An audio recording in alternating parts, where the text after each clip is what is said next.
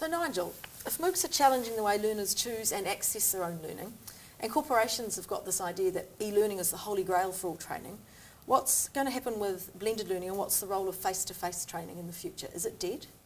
Well, it's an interesting question. I think a question we should ask, is it a complete waste of money pulling people into some place? Is it kind of against the general trend of technology to allow people to communicate wherever they happen to be?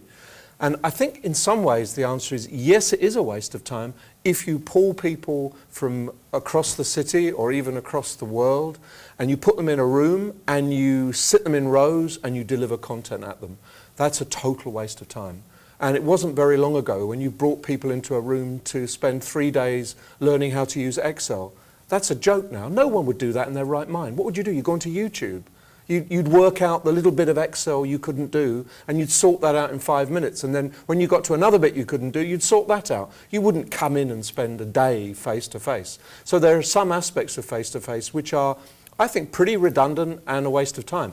However, what that does is it gets us to the really interesting stuff, so that when you get people in a room, there's all sorts of great things happen just from the pure chemistry of people mixing. But you've got to kind of stir it up. You've got to apply the right ingredients so that face-to-face, which is interactive, which is dynamic, which gets people emotional and committed and really excited about the learning, either prepares the way for other stuff, which is perhaps not face-to-face, or finishes up a process where people have started perhaps online or started in a different medium, a different space, and they end up being really energized by face-to-face. So it's got a real powerful continuing role, but like you said, as part of the mix, not in itself. It's too expensive and people aren't going to put up with that.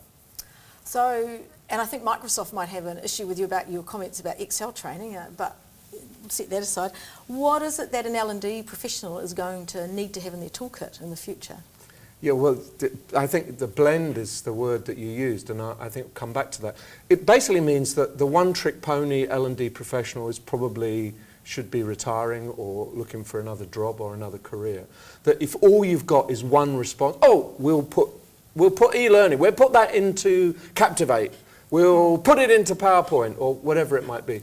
What we need are people who can say, actually, that will work best this way, but that is definitely going to work better that way, and maybe if we bring those two things together with this here, you end up with a much more interesting and motivating and animating and demanding mix. So the L&D professional is like the chef or the magician who's pulling bits of ingredients together, and not the person who comes in with a packet under their arm and said, you know, it's cornflakes or nothing. So it's a skill. Sounds like it's a skillful selection from a wide range of possibilities for the best outcome. What's new in that? Well, in many ways, absolutely nothing is new. What is new, however, is that every day, every month, there are new options, new technologies. So the key is, how does someone work out that this new thing is better than that old thing? Is willing to try and experiment and perhaps get things wrong, can see the potential of technologies that are not perfect. You know, Skype, for example, is not perfect. Anyone who's ever used Skype for longer than about 2 seconds knows it's not perfect. It has its moments. But on the other hand, it can be brilliant and it's unbelievably cheap. So it's the learning professional is someone who says, that will work on Skype, but that absolutely would not work on Skype. The learning professional is someone who says, there's a really interesting piece of software that I think could really enhance the relationship between our learners, could encourage them to communicate offline and could build a community.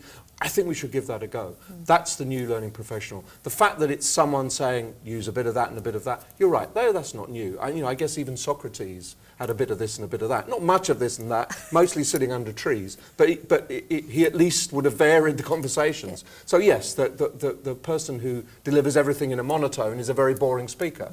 And the person who delivers learning in one single solitary way is a pretty boring trainer and is not going to motivate learners.